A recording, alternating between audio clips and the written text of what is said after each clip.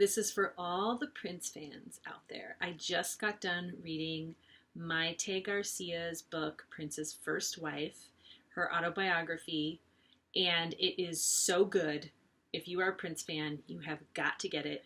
What blew my mind is the mystical being that Prince was, his embodiment of his art, his talent, his creativity, and that towards the end of their time together, he began to get really programmed by a religion. Why do people get programmed by religion? That's what I want to talk about.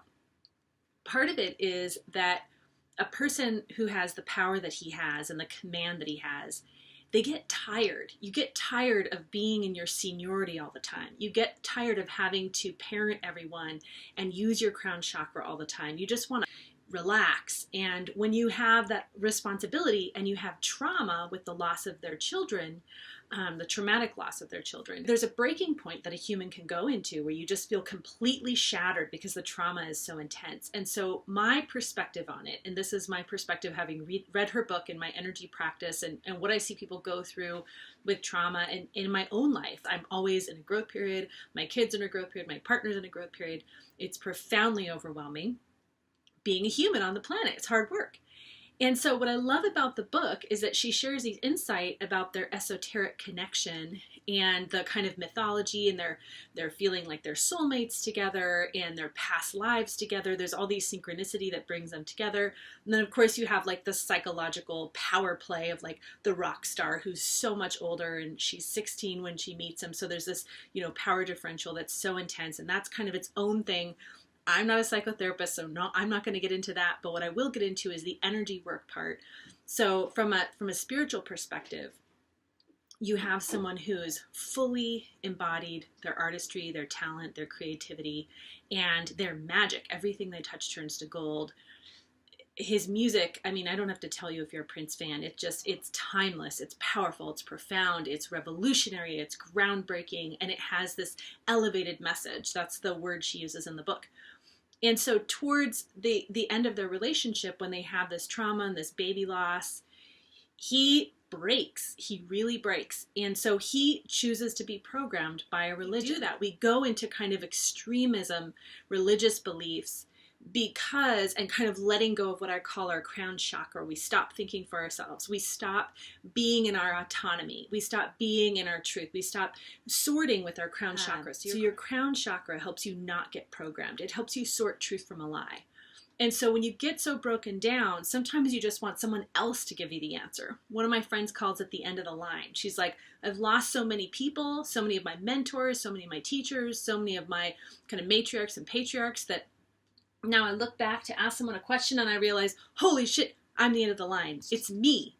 And so when you become that, you go through that much trauma in your lifetime and you go that much through the ringer, you get tired of being the adult. You get tired of being senior. And so you go, okay, cool. I'm going to find someone who seems to know the answer. It's programming. It's a program like on a computer. It just gets downloaded and it gets put in. So if you ask someone who's like a born again Christian who really believes like you're going to go to hell because you love a woman, or you're going to go to hell because you're a certain race, or you're going to go to hell because you have a certain belief system, there is no conversation you can have with someone like that. They're just totally in their programming. So it's like talking to a robot that has a programmed answer.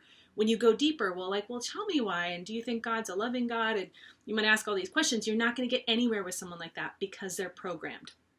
So my kind of interpretation of the book and her explanation is like, they have this incredibly esoteric world where he believed in astrology and past lives and all these things. And then he completely went into a very religious, conforming, really, it didn't seem like his personality type at all, but he went into getting completely programmed by a group of individuals that were running a religion. And he totally gave up his seniority. It's one thing when religion is something that's ritual to help bring that ceremonial connection between you and the divine. It's another when it cuts you off from the divine, or it cuts you off from your family or your friends. And so that's the beginning of the isolation, and then into the drug world and all that, because then you start to twist what you're doing. They just twist the words to mean what they want them to mean. And they use that to control people. So he gave up his seniority to that group of people and that group think, because he just didn't want to be in charge anymore. He'd had way too much trauma. His faith was broken. And so one thing that we want to remember as we're going through hard times, and I, on a daily level, I have to use my crown chakra. I have to sort. And when I want to give up, I have to kind of give up in a way that's healthy. I have to go, okay, I don't have the answer today.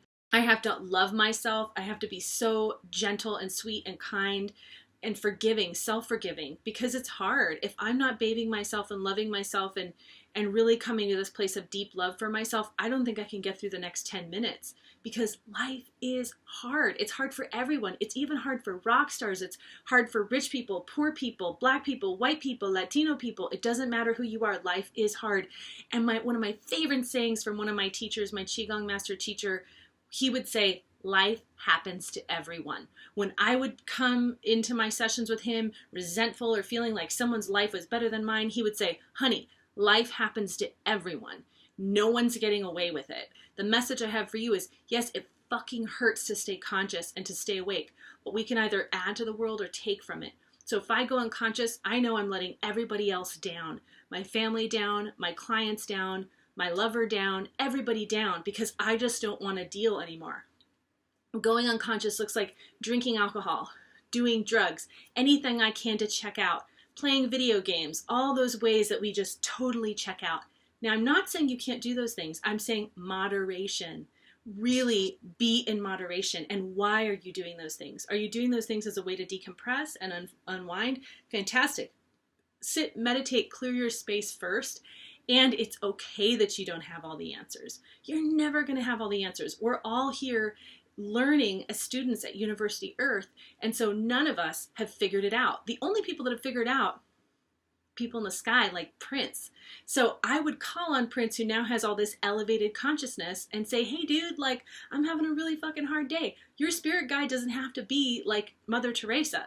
Your spirit guide does not have to be Jesus. It can be, but it doesn't have to be. You could have any of those rock stars or famous people that you feel a connection to. You can call on them and ask them for help, because most of them have been working their shit in the astral, growing up, evolving, and getting conscious. Thanks for listening, and I hope you like Prince. Enlighten up with Lotus Lantern Healing Arts.